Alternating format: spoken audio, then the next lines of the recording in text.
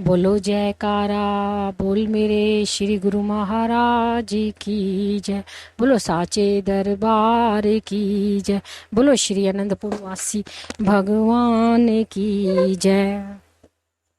सतगुरु उपदेश जीवन में एक नया रंग भरने को, लक्ष्य का पथ दर्शाने, जन्म जन्मांतरों के पथ भटकी सुरती को सन्मार्ग पर लगाने, अज्ञान तमिल मिटाकर ज्ञान ज्योति जलाने, 84 लाख योनियों के चक्र से छुड़ाने के लिए केवल सहायक है पूर्ण सतगुरु के श्री वचन, जिनको दूसरे शब्दों में सतगुरु उपदेश भी कहा जाता है। सद्गुरु उपदेश में वे अमृत तुल्य प्रवचन हैं, जिनके श्रवण से तथा उन पर आचरण करने से मानव जीवन को धैर्य प्राप्त हो जाता है। जीवन को वास्तविक अर्थों में यथार्थ जीवन मिलता है। यद्यपि संत महापुरुषों की एक ही सत उपदेश जीवन की समस्त धारा को बदल देता है, तो भी जीव आदि काल से काल और माया का ग्रास बनकर कष्ट उठा ही रहे हैं। इसीलिए कि संसार में प्रत्येक प्राणी और माया का शिकार बना हुआ है। जगत के सुख और भोगों तथा रसो भोगों की और इसकी रुचि अत्यधिक है। यथार्थ का इसे ज्ञान ही नहीं है। यह मन और माया के धोखे में आया हुआ जीव अपनी निजी पूंजी आत्मज्ञान को बिल्कुल भुला चुका है। इस संसार में सर्वोत्कृष्ट मानव जन्म का लक्ष्य तो इसे विदित ही नहीं है क्या है।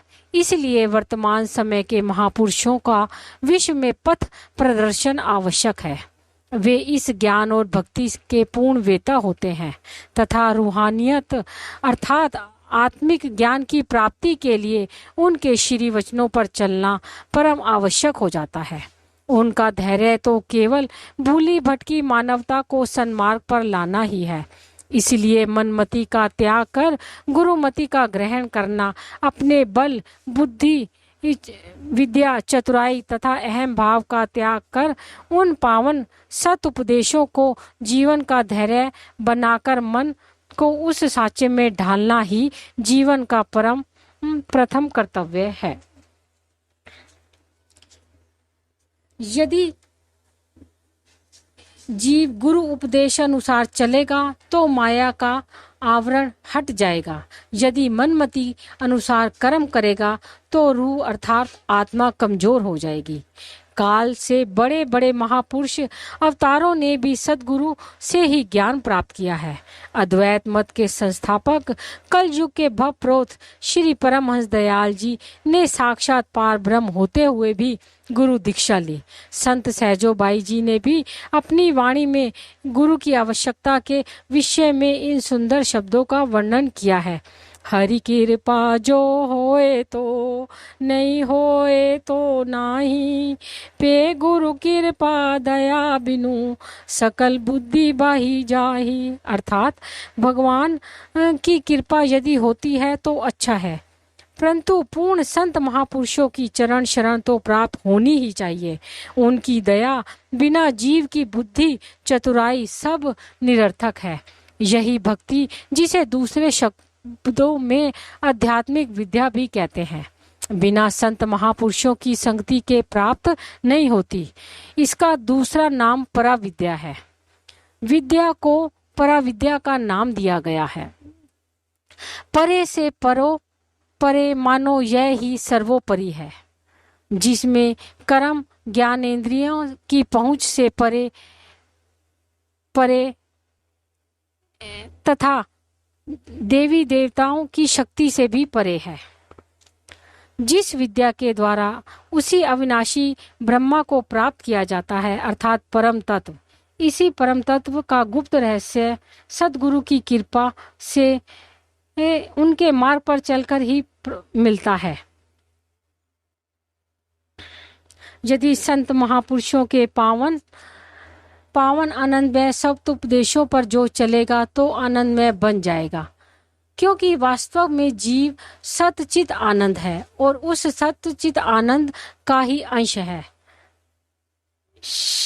श्री रामायण के उत्तरकांड में गोस्वामी तुलसीदास जी ने इसी भाव को इस प्रकार वर्णन किया है कि गुरु बिन भव निधि तरे न कोय, जो विचिरिच शंकर सम होय। गुरु के बिना संसार सागर से कोई पार नहीं हो सकता, चाहे कोई ब्रह्मा या विष्णु के समान ही क्यों ना बन जाए। भाव यह है कि संसार में आकर जीव को आंतरिक शांति तथा और शाश्वत सुख की प्राप्ति नहीं हो सकती। अनेक योगी, ऋषि, मुनीत और तपस्वी इस चिंतन में सुख की खोज कर चुके हैं। वह दिव्य आनंद गुरु के बिना उन्हें कहीं भी प्राप्त नहीं होता। हमारे धार्मिक ग्रंथ तथा संत महापुरुषों की वाणियां भी इस तथ्य का प्रतिपादन करती हैं कि सद्गुरु के बिना, पूर्ण सद्गुरु की प्राप्ति के बिना आध्यात्मिक ज्ञान में पूर्णता नहीं हो सकती, क्योंकि संत महापुरुष ही इस ज्ञान के पारंगत होते हैं।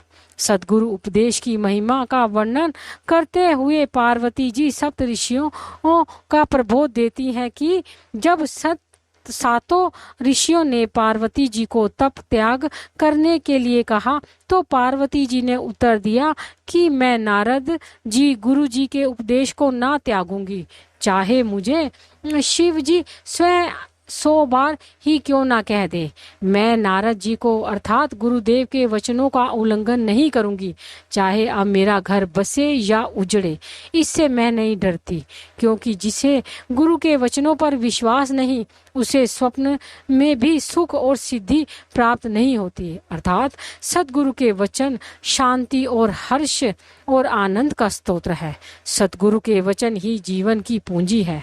महर्षि नारद जी ब्रह्मा जी के पुत्र होते हुए भी गुरु दीक्षा बिना अधूरे थे।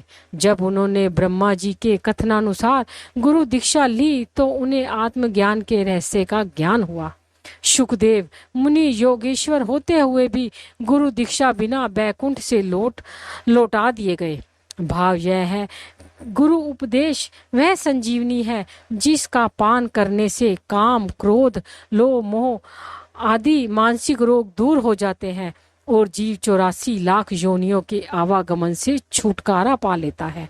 यह वह अमृत है जिसे पीते ही मानुष जन्म का धैर्य उद्भासित हो जाता है। गोस्वामी तुलसीदास जी भी वंदना प्रसंग में वर्णन किया है।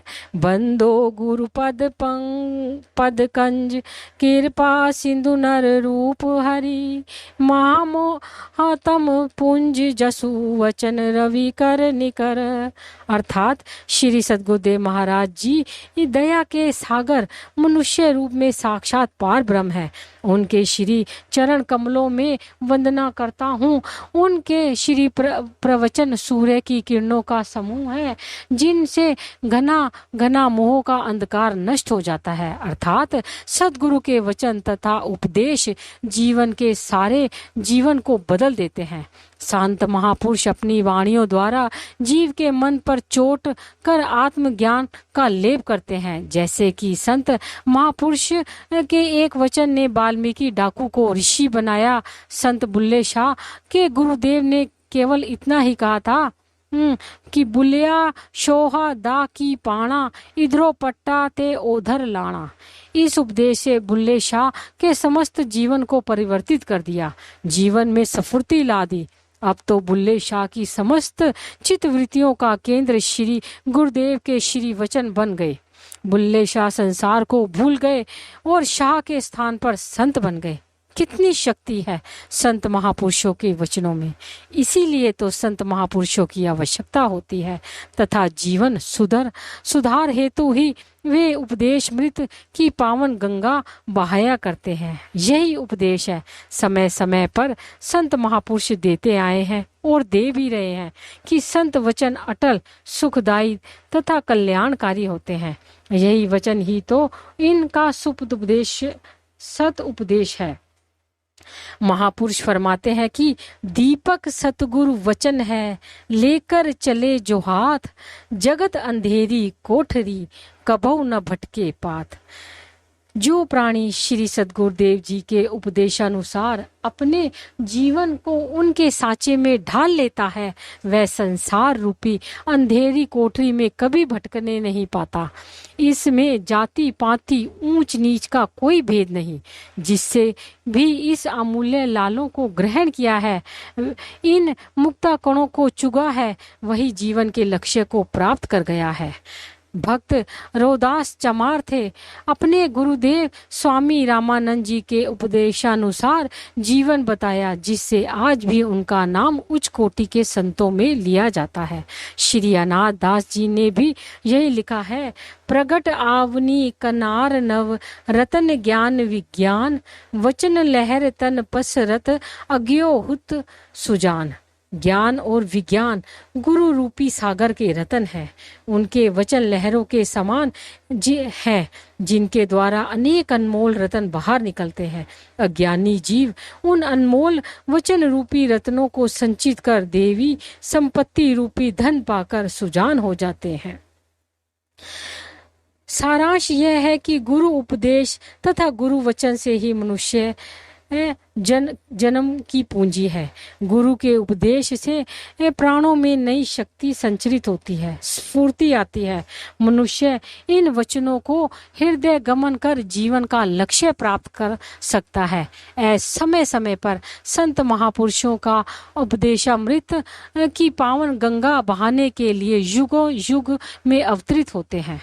इस अनादि काल में के प्रचलित नियमानुसार श्री परमहंस अद्वैत मत में भी सभी संत महापुरुषों ने इस उपदेशामृत की पावन धारा को बहाकर कृतार्थ किया और कर रहे हैं। इस संप्रदाय के अनुयायियों, शरणागतों तथा जिज्ञासुओं के लिए सतगुरु उपदेश जीवन व्यतीत करना ही सबका परम कर्तव्य है। अपनी मनमति अर्थात मन बुद्धि के विचारों, संकल्प विकल्पों को त्याग कर गुरु मति को अर्थात गुरु उपदेश अनुसार आत्मिक उन्नति के पथ पर अग्रसर होना ही धैर्य है। समय समय पर महापुरुषों जो उपदेशामृत की पावन गंगा बहाते हैं, उससे सर्वसाधारण भी मंजन कर सुख शांति तथा लाभ आनंद को प्राप्त करते हैं। जितनी माया है प्रबल कलयुग की, उतनी ही तीव्र गति से यह अधपुंज पापों को दूर करने वाली उपदेश सुधा की पावन गंगा जन जन को आध्यात्मिक मार्ग पर ले जा रही है। इस संप्रदाय के महापुरुष भी वही उपदेश देते हैं जो संत मत के आचार्यों का चला आ रहा है। साथ ही भगवान श्री कृष्ण जी महाराज जी के निष्काम कर्म योग की शिक्षा के अनुरूप जीवन को अपने साँचे में ढाला जाता है। बोलो जयकारा बोल मेरे श्री गुरु महाराज जी की जय।